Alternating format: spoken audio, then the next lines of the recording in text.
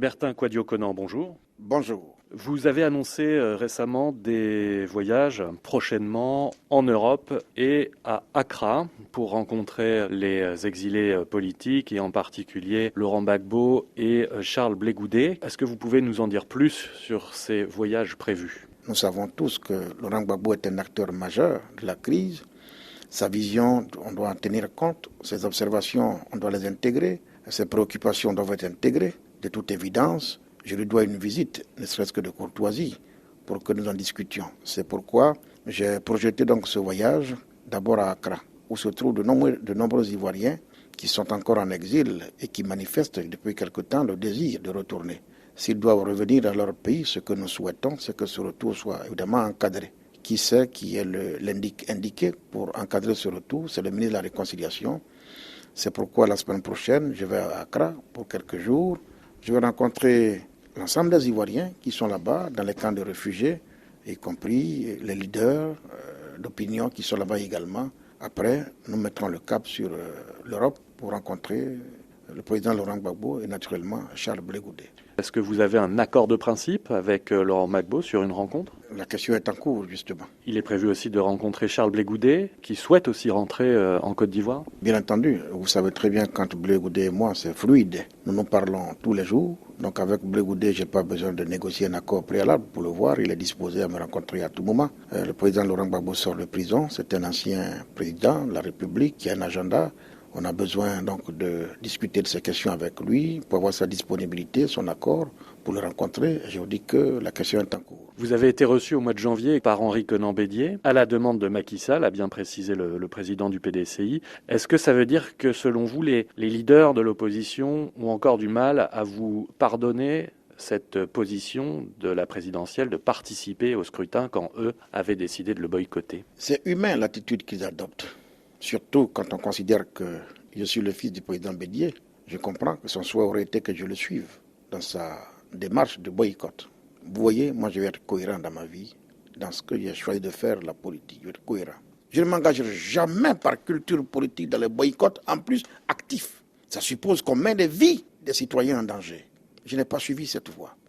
Oufoué nous indiquait toujours qu'il faut toujours recourir au dialogue en début de crise. Mais est-ce qu'après les morts, Henri Konan-Bédié et Alassane Ouattara ne se sont pas retrouvés au Golf Hotel? Il faut laisser derrière soi le passé pour construire l'avenir. Bédié reste le président du PDCI-RDA, lui aussi un acteur, il est au centre des débats, de la discussion. J'ai essayé de le voir pour désamorcer, pour arrondir les angles entre nous. Et les angles sont arrondis? Nous sommes en début. Voilà. Alassane Ouattara a déclaré il y a quelques jours devant les candidats RHDP « Il n'y aura pas de réconciliation sans justice ». Est-ce que ça veut dire qu'il n'y aura pas d'amnistie? Et finalement, est-ce que ça vous complique pas un peu la tâche, à vous, ministre de la Réconciliation? Nous sommes tous d'accord sur une chose, la Côte d'Ivoire est un état de droit. Le président de la République n'a fait que rappeler l'évidence. Oui, la réconciliation ne se fera pas au mépris du droit. Est-ce qu'il faut craindre de nouveaux troubles autour des législatives du 6 mars? Si je m'en tiens au dialogue politique, à ses conclusions et surtout à l'ambiance qui a prévalu autour de ce dialogue, j'ai des raisons de penser que tout va bien se passer. Il n'y a pas de risque, il n'y a de crainte, quoi que ce soit, sauf que, bon, c'est une élection quand même sur l'ensemble du territoire.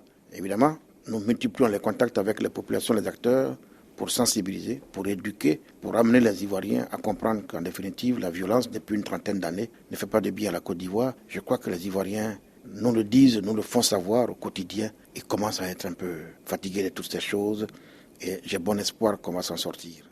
La réconciliation, c'est de dire à nouveau aux Ivoiriens, on a fait la guerre, il y a eu des morts, il y a eu des rancœurs, c'est vrai, mais si nous voulons regarder l'avenir avec un peu plus de sérénité, pour laisser à nos enfants qui viennent un peu plus qu'on a obtenu de Fouette-Boigny, nous sommes condamnés à parler le même langage, à bâtir l'amour, à bâtir la stabilité et refaire la Côte d'Ivoire, ce grand pays stable, ce havre de bonheur et de prospérité partagée. Le dialogue politique qui a eu lieu au mois de décembre et toutes les mesures de décrispation politique qui ont précédé et suivi sont pilotées par le Premier ministre Ahmed Bakayoko. Quel est votre rôle à vous, ministre de la Réconciliation, dans cet attelage, dans ce processus? Je suis à ses côtés. Il est le premier ministre.